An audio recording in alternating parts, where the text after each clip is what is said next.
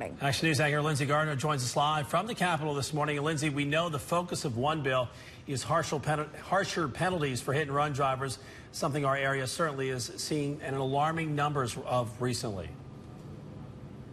Certainly so, Mike and Don. Just this year, we've already seen 2 deadly hit-and-run crashes there at home, both still unsolved this morning. And as these cases have continued to pile up in Northeast Florida, Action News has been looking into why. And one concerning thing that we've uncovered is if a drunk driver hits and kills someone under current Florida law, they are better off fleeing when it comes to prison time than if they stayed at the scene. So let's take a look at that current law.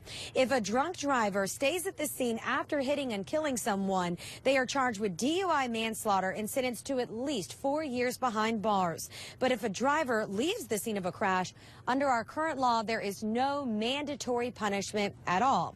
So this new bill is looking to change that. It would make a hit-and-run accident or fleeing a second-degree felony when you leave the scene of a crash where you kill someone or if you just hurt someone. You would also lose your license for a mandatory 3 years. You would also face possible prison time, but under this current bill, there is no mandatory prison time. Now, just this year, the families that are heavily looking at this bill included the families of 34-year-old Juan Salazar and 19-year-old Christopher McDowell.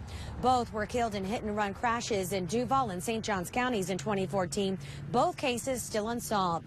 Now, Haley Smith's mother heavily backs this bill. Smith is the St. Augustine teenager, 15 years old, when she was hit and killed back in November. Her mother has been a strong advocate to change the law ever since. Her daughter's case still unsolved here this morning. Now, we did some digging and we found, according to the Florida Highway Patrol, there were 70,000 hit-and-run crashes in Florida in 2012. Now, of those, nearly 160 people died. That is one person dying every 3 days in Florida. Now, Attorney General Pam Bondi backs this bill. She says it is, quote, much needed legislation. It is something we will follow for you here with the start of the session in Tallahassee. Something else I'm following, medical marijuana at 6:30. I'm breaking down the bill to greenlight it ahead of the November elections. And I'll also break down the odds of that passing. Reporting live from Tallahassee here this morning, I'm Lindsay Gardner, CBS 47 Fox 30 Action News. All right, Lindsay, thank you.